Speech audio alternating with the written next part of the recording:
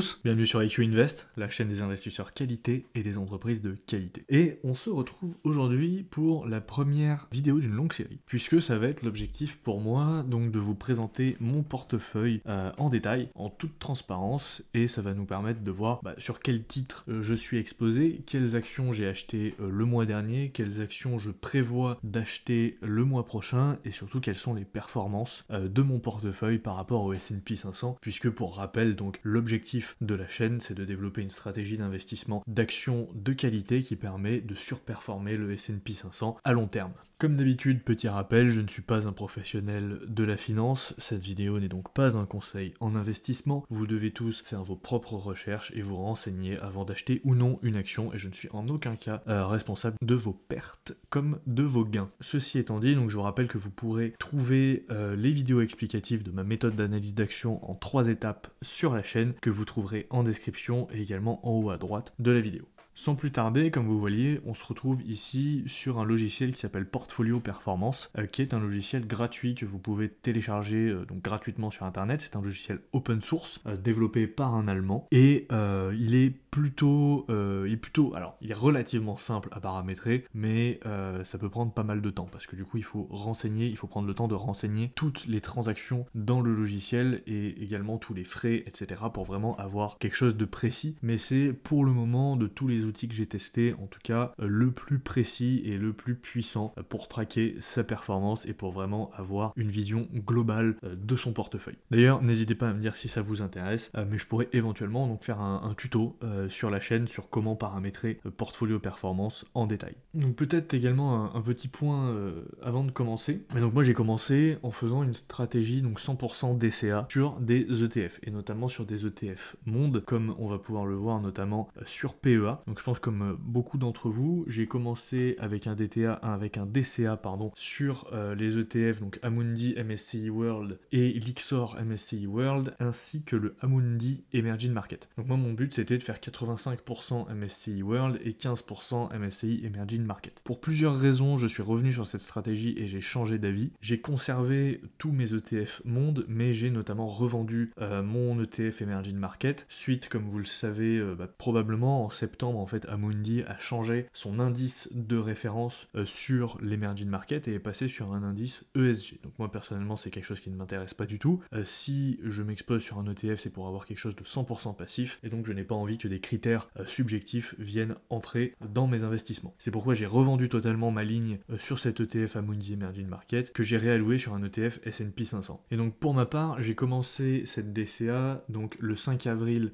2 avril 2022, et comme vous pouvez le voir si on va ici, donc la partie ETF de mon portefeuille représente environ 70% de mon exposition globale, alors que la partie action représente 30% pour le moment. Mais on va rentrer un peu plus en détail dans tout ça. Pour ma part, mon objectif n'est pas forcément de revendre mes ETF pour le moment, même si j'hésite notamment à vendre ma partie, mon ETF Lyxor MSCI World, tout simplement parce qu'il a des frais de 0,45%, ce qui est assez élevé, et à réallouer ce capital soit sur des actions, soit sur l'ETF BNP Paribas S&P 500, puisqu'il faut savoir qu'en plus de l'Amundi Emerging Market, il y a aussi le Amundi PE 500 qui a été changé sur un indice ESG. Donc lui aussi j'en avais acheté, j'ai dû le revendre pour basculer sur le BNP Paribas. Donc vraiment cette histoire avec Amundi m'a beaucoup refroidi en règle générale sur les ETF, mais on fera peut-être un sujet dédié sur les dangers que représentent les ETF et sur les risques qui sont liés aux ETF. Donc si on passe sur la partie performance, donc moi j'ai 4 colonnes sur mon dashboard. La première colonne c'est le S&P 500, tout simplement, qui me sert de benchmark, puisque mon objectif c'est vraiment de comparer ma performance par rapport au S&P 500. Ensuite ici j'ai ma colonne globale qui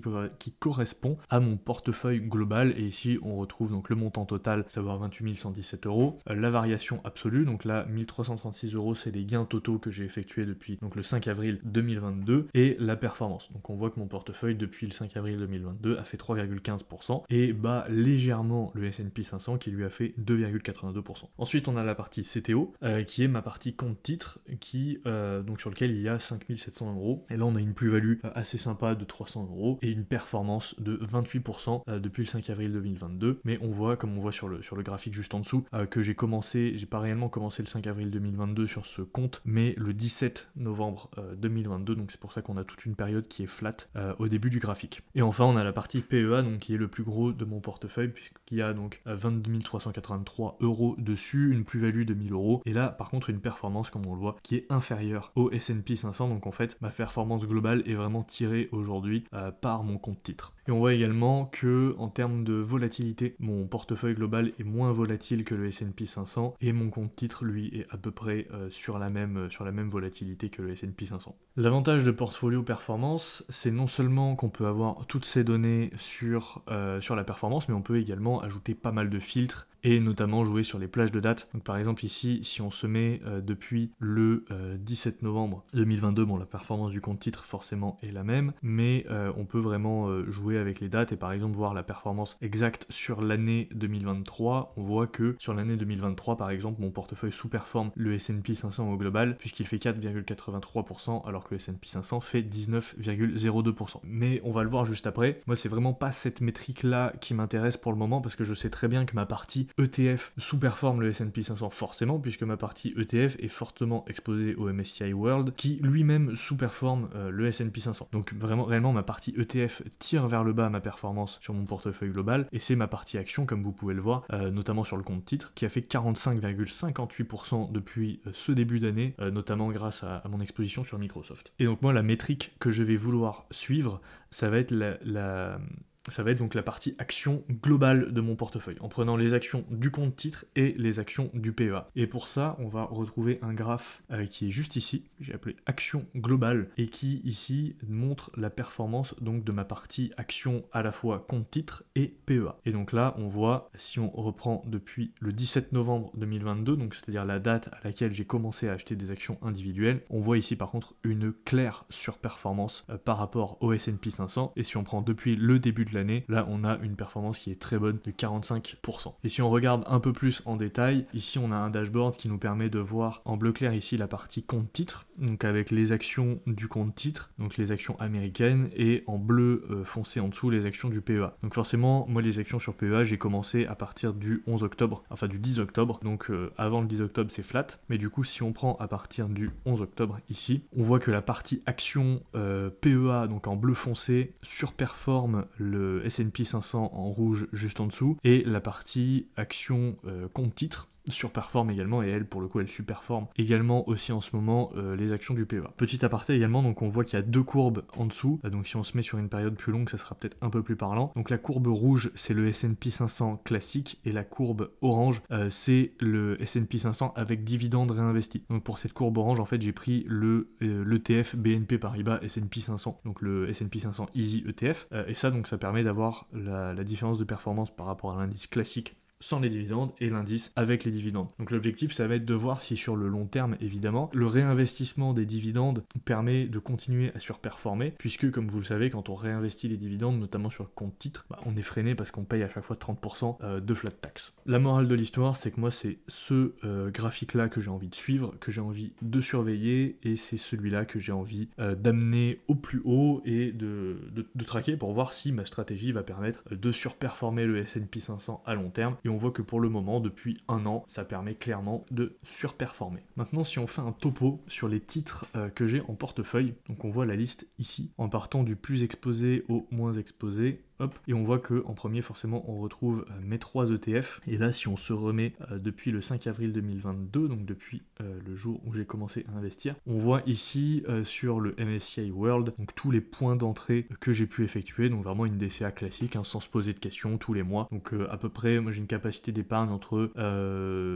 au début c'était plutôt 1000 € par mois, et maintenant on est plutôt autour des 3000 € par mois. Ensuite ici on retrouve l'ETF S&P 500, donc vous voyez que forcément il n'y a que 2 points d'entrée, puisqu'en fait les 2 points d'entrée correspondent à mon transfert de l'Amundi Emerging Market et à mon transfert du Amundi PE 500 vers le BNP Paribas S&P 500, donc quand Amundi a changé ces deux ETF. Et ensuite ici on a le Lyxor MSCI World. Alors pour ceux qui connaissent pas ces deux ETF, la différence entre le Amundi et le Lyxor c'est que le Amundi la part coûte 400 €, mais il a des frais qui sont plus faibles, alors que de 0,35 de mémoire, alors que le Lyxor a une part qui est beaucoup plus faible, on voit à 26 €, mais il a des frais qui sont plus élevés à 0,45. Et ensuite sur la partie actions, donc on voit que je suis exposé à 10 actions, dont 6 actions américaines et 4 actions françaises. Donc on retrouve Mastercard, LVMH en actions françaises, S&P Global, Intuit, Microsoft, ASML, Visa, Dassault Systèmes, Deutsche Börse et Apple. Pour rappel, vous pouvez retrouver sur ma chaîne les analyses des actions LVMH et ASML que j'ai en ce moment en portefeuille et d'autres analyses comme l'analyse de l'action Total, L'Oréal et récemment également Novo Nordisk. Et bien évidemment, je ferai des analyses sur toutes les actions que j'ai en portefeuille puisque j'essaye de sortir environ une analyse par semaine sur YouTube. Donc l'objectif ça va être de couvrir toutes ces actions et de couvrir également les actions que j'ai dans ma watchlist, mais on verra la watchlist en fin de vidéo. Si on part maintenant sur les types d'actifs, donc vous voyez qu'on a le diagramme, donc 30% actions, 70% ETF que je vous ai montré tout à l'heure, et on peut également classer les actions par type d'industrie. Donc on voit que pour le moment je ne suis exposé qu'à 3 secteurs, donc tech qui représente 41% de mon portefeuille, finance 41% et la consommation discrétionnaire avec LVMH à 16%. Donc mon objectif est bien évidemment de me diversifier plus en termes de secteurs, parce que je trouve qu'aujourd'hui mon portefeuille a une trop grosse exposition à la tech et à la finance, et pour ça j'aimerais donc rentrer sur d'autres entreprises, sur d'autres secteurs, notamment la consommation courante, la santé, l'industrie, etc.